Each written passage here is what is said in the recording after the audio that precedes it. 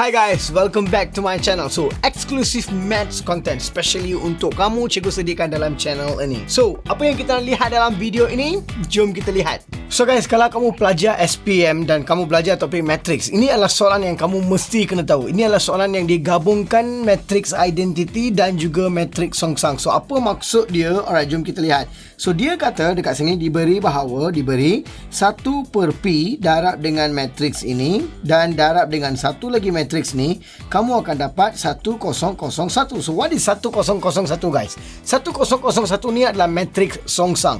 So, orang mesti dah tahu konsep utama ini, iaitu kalau kamu ada satu matrix, contoh katakan matrix A, cikgu tulis dekat sini matrix A, dan matrix A ni saya darab dengan songsang bagi matrix A. So, A tu kita boleh songsangkan. So, A darab dengan A songsang, saya mesti dapat identity matrix, iaitu 1001.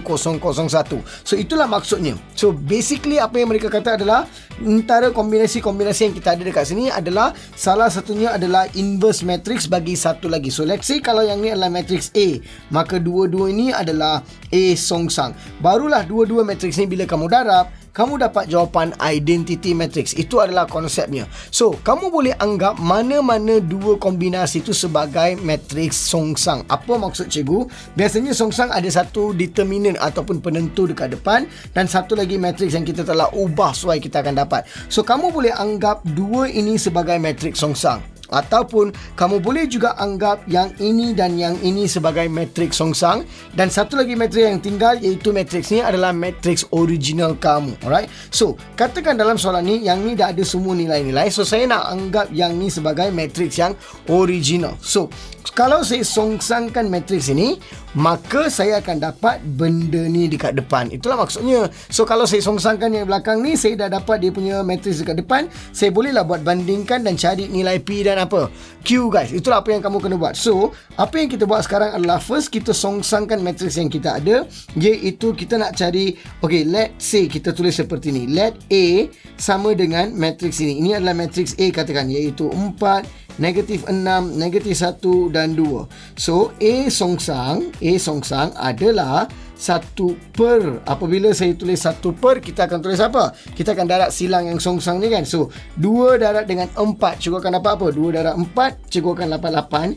By the way, ini adalah cara buat matrix songsang kepada pelajar yang tak tahu lagi buat matrix songsang. So, this is cara kita buat matrix songsang ya. So, kita tulis 1 per dulu. Dua-dua nombor ni kita darab. 2 darab 4, cikgu akan dapat 8. Dan dia mesti tolak dekat tengah-tengah sini guys. Dia mesti tolak. Tak boleh tambah, dia mesti tolak. AD minus BC, dua-dua ni kita kena darab. So, negatif 1 darab dengan negatif 6, kita akan dapat berapa? Positif 6. Dah tulis benda ni, next apa yang kita kena buat adalah matrix yang kita sedia ada ni, kita kena, kalau kita nak songsangkan, kita kena tukar beberapa benda. Apa yang kita kena buat? Dua-dua benda ni kita tukar tempat dia, dan dua-dua ini kita akan tukar simbol dia. So, tukar tempat maksudnya yang ni 4, 2, dia tukar tempat lah. Maksudnya dalam matrix ni kita akan dapat 2 dekat sini dan 4 dekat sini. Cikgu dah pun tukar tempat. Di mana dua-dua matrix ni kita akan tukar simbol dia. Maksudnya kalau dia negatif jadi positif, kalau positif tukar dia jadi negatif. So, di sini kita ada negatif 6, kita akan tukar dia jadi positif 6, dan di sini kita ada negatif 1, kita akan tukar dia jadi positif 1. Alright. So, kalau kita selesaikan benda ni, maksudnya selesaikan ni kita darab dekat dalam, kita akan dapat matrix songsang.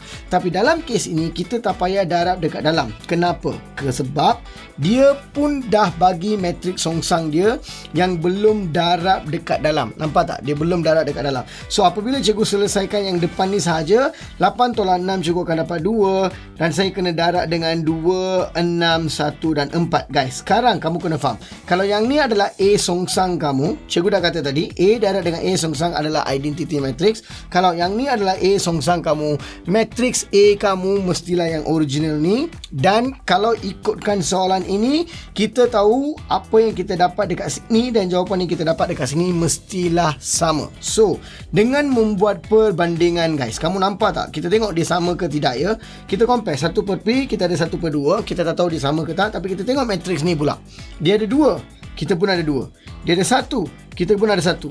Dia ada 4, kita pun ada 4. Maksudnya, nombor yang dia tak bagi, iaitu Q, mestilah sama dengan berapa? 6. So, kita akan tulis jawapannya. Q adalah sama dengan 6 dan kamu tulislah dan seperti ini guys. Okay, Q adalah 6 dan kamu punya nilai P adalah sama dengan berapa? Kalau kamu bandingkan di sini ditulis 1 per P. P ada dekat bawah. So, di sini kita ada 1 per 2. Maka P kamu adalah berapa? P adalah 2.